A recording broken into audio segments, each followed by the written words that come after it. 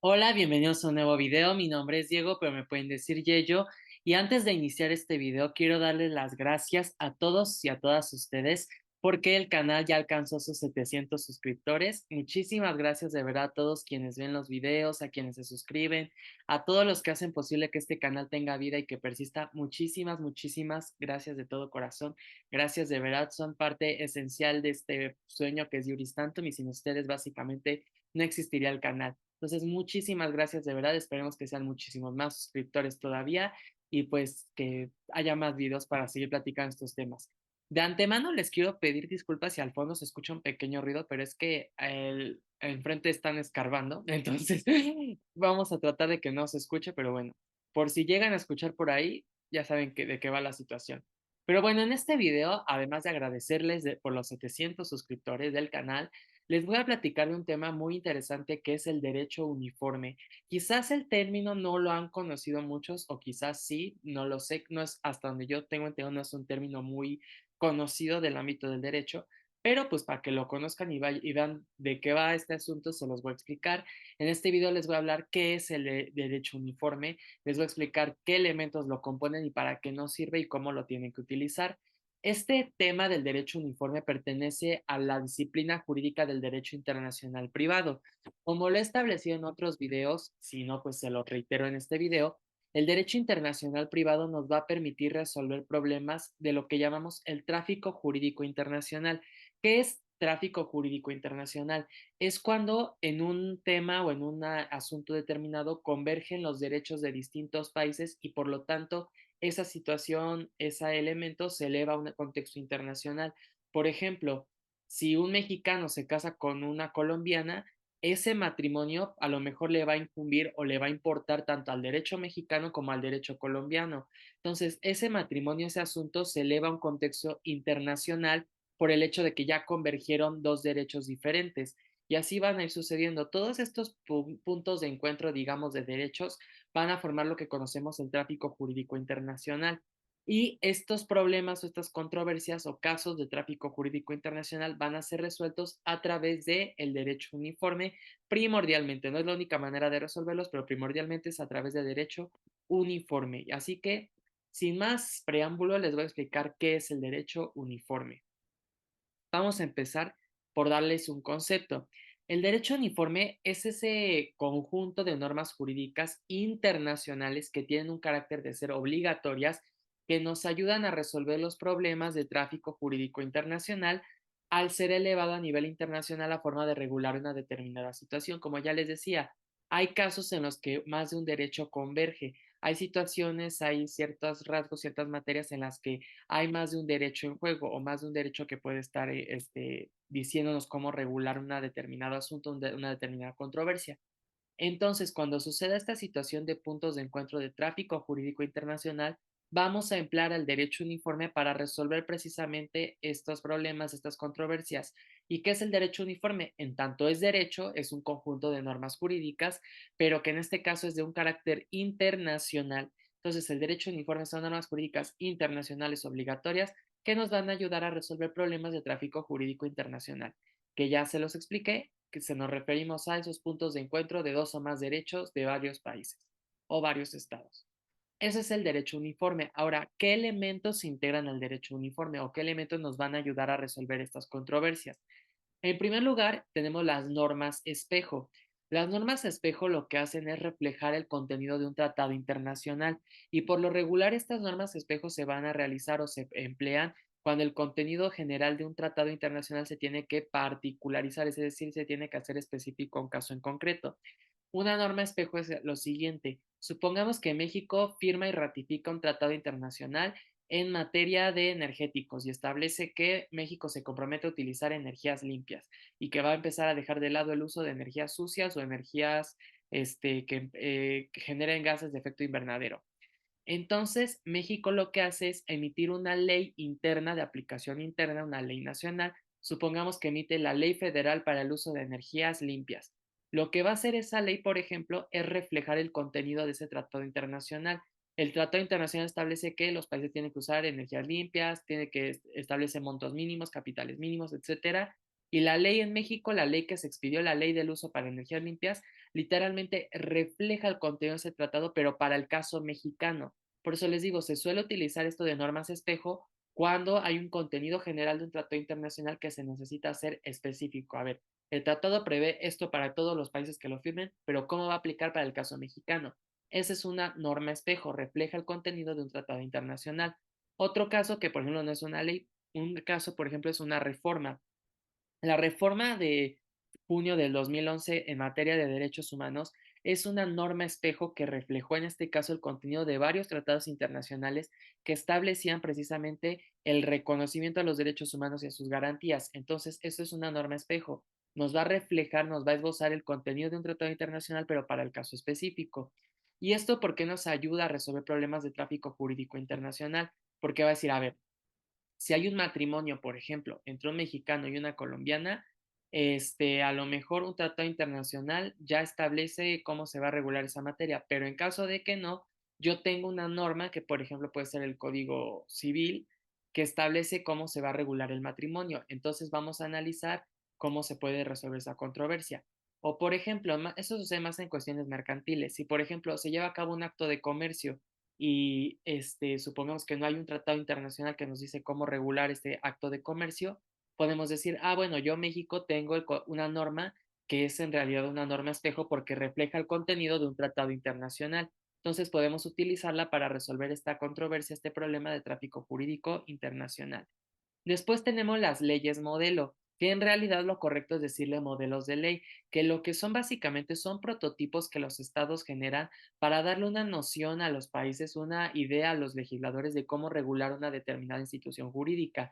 A diferencia de la norma espejo, donde la norma espejo lo que hace es reflejar el contenido de un tratado internacional para particularizarlo a un caso en concreto, es decir, la norma espejo lo que hace es decir, tengo este tratado, yo te reflejo y aplicas así.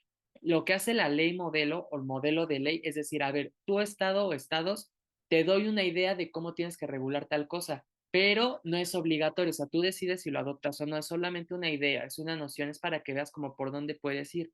Un ejemplo que les voy a dar, se está pretendiendo desarrollar una ley modelo, que es mejor dicho, un modelo de ley, en materia de mecanismos alternos de solución de controversias y de igual manera también un modelo de ley en materia de inteligencia artificial. Bueno, el de mecanismos alternos ya se desarrolló, pero en México todavía no la hemos hecho. Pero en lo que sí se está trabajando hoy en día, por ejemplo, a nivel internacional, la comunidad internacional, es generar un modelo de ley de inteligencia artificial. Lo que va a buscar este modelo de ley es decirle a los países, a ver, países, yo, comunidad internacional, nosotros, estados, les damos una idea de cómo podrían hacer una regulación para el tema de la inteligencia artificial. Entonces ya cada estado va a decidir si lo adopta o no. Por lo regular lo terminan adoptando por presión internacional, como es el caso mexicano, pero lo que hace es decirte, a ver, te doy una idea, te doy una noción, no es una norma espejo como tal. Podría ser únicamente el caso si ese modelo de ley que no ha sucedido, pero podría ser, si ese modelo de ley nace de un tratado internacional. Si nace de un tratado internacional ese modelo de ley y un país lo adopta, entonces ya no es entonces ya eso se vuelve una norma espejo, ¿están de acuerdo? Porque la norma espejo refleja el contenido de un tratado internacional. Pero si simplemente Naciones Unidas sale y dice, a ver, proclamamos o publicamos este modelo de ley en materia de inteligencia artificial, eso es modelo de ley. No es norma espejo, no es nada más. ¿Por qué? Porque no es un tratado internacional, es simplemente un prototipo, un modelo de ley. Entonces, la diferencia, normas espejo reflejan el contenido de un tratado internacional, que por lo regular es general, y modelo de ley es un prototipo para que se dé una idea de cómo regular una institución jurídica. Después tenemos las guías legislativas. Las guías legislativas son una serie de recomendaciones que se realizan para los legisladores de cada país, los legisladores nacionales, para que sea una idea de cómo poder adaptar, actualizar o incorporar normas jurídicas que se producen en los foros internacionales donde surgen los modelos de ley. Si se dan cuenta, están un poquito relacionados. En español, las guías legislativas son recomendaciones que nacen en foros internacionales para que los legisladores vean por dónde pueden ir generando derecho, por dónde ir adaptando temas de carácter internacional. Por ejemplo, supongamos que ahorita se está desarrollando un foro internacional para elaborar una ley modelo de inteligencia artificial, o lo que está correctamente dicho, para generar un modelo de ley de inteligencia artificial. Lo que suceda en ese foro internacional, todas las discusiones que se lleven a cabo, todas las ideas que se propongan, todo eso se va almacenando, se va generando un expediente, se va archivando. Esos archivos, esas discusiones, esas ideas, posteriormente esa comunidad internacional, por ejemplo, en este caso Naciones Unidas, quizás publicar, la puede sacar al público en forma de guía legislativa para decirles, a ver, legisladores, si todavía no tienen idea de por dónde adaptar el tema, si todavía no tienen idea de por dónde regular, miren, cuando estuvimos haciendo la ley modelo, cuando estuvimos haciendo este modelo de ley, hubo tales ideas, hubo tales propuestas, tengan, a ver si eso les ayuda a menos darse una idea. Entonces, modelo de ley es el prototipo. Guías legislativas, digamos que es como el instructivo, el anecdotario, el diario de cómo se llegó a ese modelo de ley, de qué ideas hubo, de qué se discutió para que digan los legisladores. Por ejemplo, imagínense que yo soy un legislador y yo leo el modelo de ley de inteligencia artificial que saca Naciones Unidas, pero no le entiendo, digo, está muy confuso, yo no sé, y además yo no entiendo cómo podría aplicar eso en México, entonces voy y busco en Naciones Unidas y me aparece ahí, guía legislativa en materia de la ley modelo de inteligencia artificial. Digo, ah, ok. Y en esa guía legislativa voy viendo que tal representante de tal país dio esta idea, que el representante de tal país dijo eso. Entonces ya voy como que entendiendo más y digo, ah, ok, ya sé cómo puedo adaptar ese modelo de ley al caso mexicano. Entonces, esas son las guías legislativas, son recomendaciones que salen a partir de esos foros internacionales donde se producen los modelos de ley o las leyes modelo. Siguiente elemento tenemos a las guías jurídicas. Las guías jurídicas son lineamientos que dicta la comunidad internacional para determinar el contenido de contratos. Ojo, el contenido de contratos, principalmente en materia comercial. Las guías jurídicas lo que hacen es decir, a ver, nosotros, comunidad internacional, recomendamos que los contratos establezcan esto, que tengan una cláusula penal, que establezca tales sanciones, tales requisitos, tales condiciones. Es como un instructivo de cómo generar el contenido de un contrato y que emana a partir de la comunidad internacional. Por otro lado, tenemos las reglas contractuales, no confundamos. Guías jurídicas, lineamientos para el contenido de contratos. Reglas contractuales son redacciones de cláusulas, es decir, se refieren a la forma de los contratos para que estos puedan ser adaptadas o reflejadas por contratos internacionales. Es decir, guías jurídicas se abocan al contenido, lo que dicen los contratos. Reglas contractuales son redacciones, son prototipos de contratos a nivel internacional, se refieren a la forma, es decir, cómo tiene que estar estructurado, qué cláusula va primero, qué condiciones puede tener, es decir, se refiere más a una cuestión de estructura, porque el contenido pues lo pueden adaptar las partes a lo que convengan. Digamos que las vías jurídicas te dicen qué y las reglas contractuales te dicen el cómo. Las guías jurídicas es lo que tú le echas de tu cosecha a los contratos y te dan una idea, unos lineamientos de qué debería de tener. Las reglas contractuales son los machotes, digamos, los machotes que te recomiendan que sigas, que ves que pones nombre, tal, ¿no? Esa estructura. Estos son los elementos del derecho uniforme.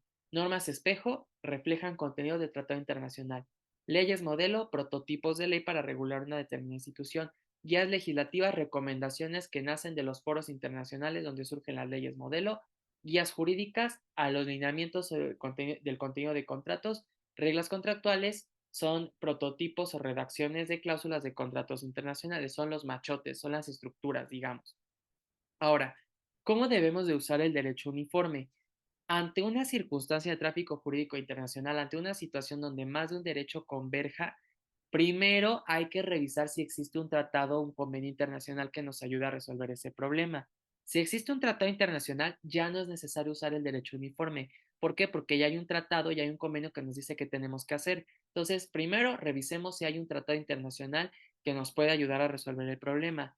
Si no hay un tratado internacional, entonces el derecho uniforme va a entrar para ayudarnos a resolver la controversia. El derecho uniforme es un método conflictual que nos ayuda a resolver estos problemas, pero entra de forma subsidiaria ante la falta de un tratado internacional. Ahora, entonces, primero hay que remitirnos a buscar, ¿hay tratado internacional o no? Si hay tratado internacional, se utiliza el tratado internacional. Si no hay tratado internacional, entonces nos vamos al derecho uniforme. Y el derecho uniforme ya vimos qué opciones nos da para ayudar a resolver estos problemas. normas espejo, leyes modelo, guías jurídicas, etcétera. Ahora, si no hay derecho uniforme que nos ayude a resolver la controversia, entonces tendremos que recurrir a algún otro método conflictual para resolverla.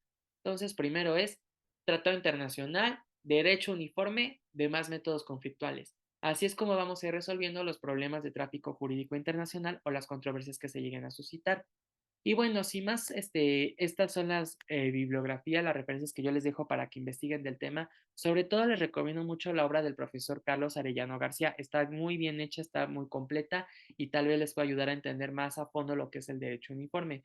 Pero bueno, sin más por el momento, hasta aquí llegaría entonces este video. Espero que les sea de utilidad, que les guste mucho, que tengan un excelente mes de octubre, que tengan una excelente semana. Muchas gracias de nueva cuenta por los 700 suscriptores. Recomienden el canal para que se sigan suscribiendo a muchas personas. Muchas gracias de todo corazón. Que tengan mucho éxito, una excelente semana y pues nos vemos en la siguiente ocasión. Hasta la próxima.